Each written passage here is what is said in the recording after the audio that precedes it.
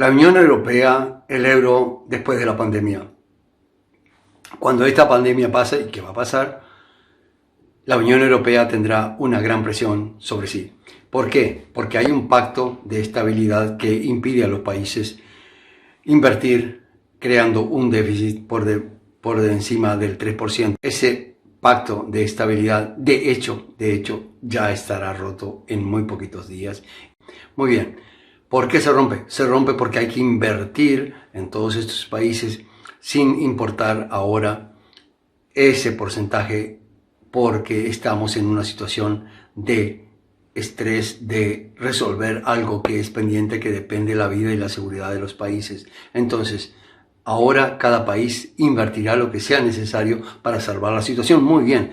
¿Y eso qué implica? Implica que luego de pasar esta situación habrá países con aún una economía más deficitaria y con deudas aún más grandes. Los que eran deudores y que estaban recuperándose estarán más endeudados. Lo otro, pensar lo siguiente, que unas inversiones que están dirigidas a bienes, como por ejemplo en China, que se invirtió en un hospital gigantesco, eso es una inversión que queda, así como después de un partido, de un campeonato de fútbol, si se invirtió en un estadio, ese estadio queda. Ese hospital en China va a quedar, pero todo lo que sea inversión para el consumo o para habilitar más medicamentos, para todo lo que sea paliar la situación de la pandemia, eso no queda en forma de inversión. Por lo tanto, no remunera en forma de fuentes de trabajo, en forma de inversión que se va a redituar a largo plazo, que podrá ser usada. No, toda la inversión que sea para paliar la situación de crisis, esa desaparecerá en el aire.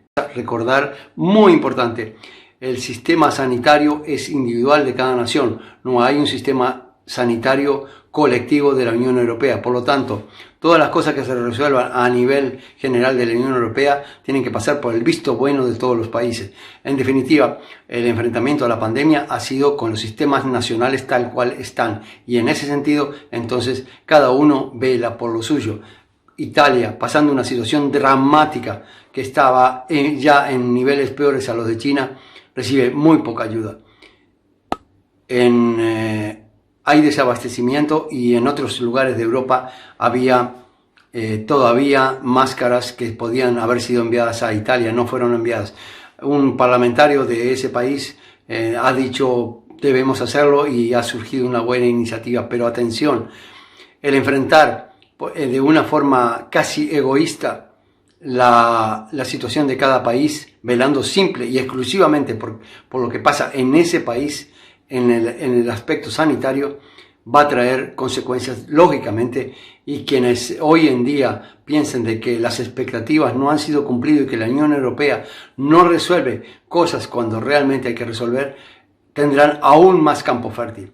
Hay unas limitaciones enormes, y esto traerá un escenario de desconfianza, de recelos, de falta de expectativas y aún más de falta de visión, porque salida de esta crisis, la Unión Europea se verá enfrentada a dos caminos: la desintegración o profundizar aún más y desarrollar aún más la integración, para que en momentos decisivos, en momentos que realmente valen, la Unión Europea pueda responder con medidas colectivas completas y pueda ser, sí, un apoyo a los integrantes de esa comunidad que están sufriendo las situaciones más dolorosas y más críticas. Hoy en día, cada país ha optado por tomar las medidas. Incluso hasta en el cierre de los aeropuertos y de las fronteras han sido totalmente dispares las actitudes de cada uno de los miembros. Por supuesto que existe